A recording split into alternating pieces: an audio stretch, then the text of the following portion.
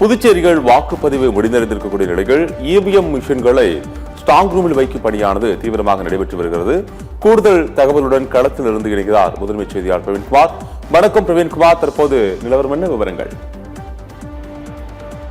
அபரகம் வணக்கம். அடுத்த 5 ஆண்டுகளுக்கு புதுச்சேரி ஆளப்போவது யார் என்ற கேள்விக்கான பதிலை மக்கள் தெரிவித்து விட்டார்கள். அந்த பதில் என்ன என்பது 4ஆம் தேதி வாக்கு எண்ணிக்கையின் போது நமக்கு தெரிந்துவிடும். இந்த நிலையில்தான் புதுச்சேரியில் மொத்தம் 30 சட்டமன்ற தொகுதி இருக்கின்றது. அதில் புதுச்சேரி பிராந்தியத்தில் மட்டுமே 23 தொகுதி இருக்கின்றன. காரைக்கால் 5 தொகுதி, மாஹே ஏனாம் தலா 1 தொகுதி என 30 சட்டமன்ற தொகுதிகள் இருக்கின்றன.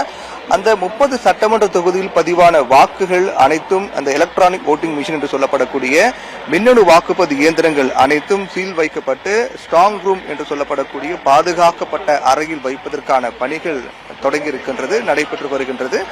புதுச்சேரி பொறுத்தவரையில் காலை 7 மணிக்கு வாக்குப்பதிவு தொடங்கியது, மாலை 6 மணி வரை வாக்குப்பதிவு நடைபெற்றது.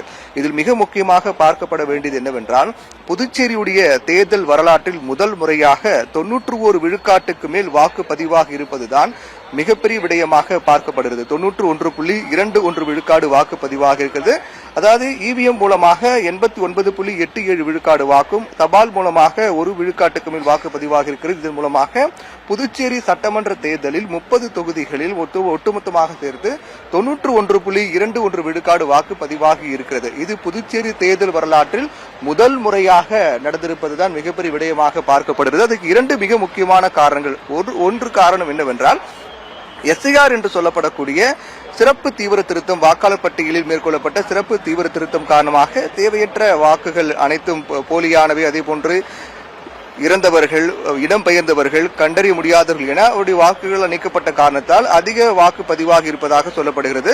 மற்றொன்று, புதுச்சேரிக்கும் தமிழ்நாட்டுக்கும் ஒரே நேரத்தில் தேர்தல் நடைபெறும். ஆனால் இந்த முறை புதுச்சேரிக்கு முன்கூட்டி நடைபெற்ற காரணத்தாலும் அதிக வாக்குப்பதிவாக இருப்பதாக சொல்லப்படுது. இப்படியாக 2 முக்கிய காரணங்களால் தான் புதுச்சேரி இந்த முறை இதுவரை இல்லாத அளவில் வரலாற்றில் முதல் முறையாக 91 விழுக்காட்டுக்கு மேல் வாக்குப்பதிவாக இருக்கிறது. அப்படி பதிவான அந்த வாக்குகள் மின்னணு வாக்குப்பதிவு இயந்திரங்கள் ஒவ்வொரு வாக்குச்சாவடியில் இருந்தும் பாதுகாப்பாக சீல் வைக்கப்பட்டு வேட்பாளர்கள் மற்றும் முகவர்கள் முன்னிலையில் வாகனம் மூலமாக ஏற்றி வரப்பட்டு ஸ்ட்ராங் ரூமில் வைக்கக்கூடிய பணிகள் நடைபெற்று வருகின்றன. தற்போது நாம் இருக்கக்கூடிய இந்த இடம் என்பது ஸ்ட்ராங் ரூம் இருக்கக்கூடிய கல்லூரி வளாகம். அதாவது இந்த புதுச்சேரியில் இருக்கக்கூடிய 23 தொகுதிகளில் பதிவான வாக்குகள் 918 வாக்குச்சாவடி, ஒட்டுமொத்தமாக புதுச்சேரியில் 1099 வாக்குச்சாவடி, புதுச்சேரி பிராந்தியத்தில் மட்டுமே 918 வாக்குச்சாவடி அமைக்கப்பட்டது. அந்த 918 வாக்குச்சாவடியில் பதிவான வாக்குப்பதிவு இயந்திரங்கள் அனைத்துமே நாம் இருக்கக்கூடிய இந்த இடத்தில் தான் வைக்கப்படுகிறது. 3 இடங்கள், அதாவது மோதிலால் நேரு பாலிடெக்னிக் கல்லூரி, அதே போன்று தாகூர் அரசு அறிவியல் கலை கல்லூரி மற்றும் அரசு பெண்கள் பொறியியல் கல்லூரி. இந்த 3 கல்லூரியில் தான் 23 தொகுதியில் பதிவான வாக்குப்பதிவு இயந்திரங்கள், அதாவது 918 வாக்குச்சாவடியில் பதிவான வாக்குப்பதிவு இயந்திரங்கள் இந்த 3 இடங்கள் தான் வைக்கப்படுகின்றது. அதற்கு பிறகு 4ஆம் தேதி என்று வாக்கு எண்ணும் பணியின் போது இங்கு தொகுதி வாரியாக பிரிக்கப்பட்டு அதற்கு பிறகு சீல் உடைக்கப்பட்டு வாக்கு எண்ணும் பணி மேற்கொள்ளப்படும். அந்த வகையில்தான் இந்த இடத்தில் நாம் இருக்கக்கூடிய இந்த இடம் தான் மிக முக்கியமான இடம். இங்கு 3 அடுக்கு பாதுகாப்பு, போலீஸ் பாதுகாப்பு போடப்பட்டிருக்கிறது. 24 மணி நேரமும் சிசிடிவி கேமராக்கள் மூலமாக கண்காணிக்கக்கூடிய பணிகள் மேற்கொள்ளப்பட்டு வருகின்றது. இப்படியாக பல அடுக்கு பாதுகாப்புக்கு மத்தியில் தான் ஸ்ட்ராங் ரூமில் எலக்ட்ரானிக் ஓட்டிங் மிஷின் என்று சொல்லப்படக்கூடிய மின்னணு வாக்குப்பதிவு இயந்திரங்கள் வைக்கக்கூடிய பணி நடைபெற்று வருகிறது. காலை 7 மணிக்கு தொடங்கிய வாக்குப்பதிவு 6 மணி வரை நடைபெற்றது.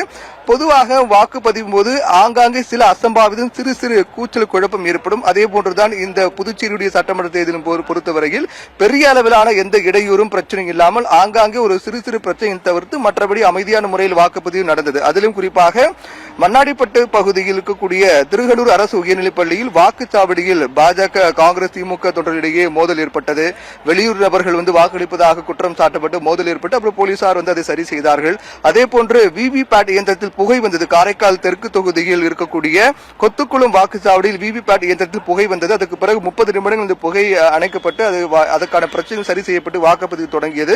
சற்று தாமதம் ஏற்பட்டது. அதே போன்று பாகூர் பள்ளியில் அந்த பகுதியில் வாக்காளர்களுக்கு பரிசு பொருட்கள் வழங்கப்பட்டதாக புகார் இருந்தது.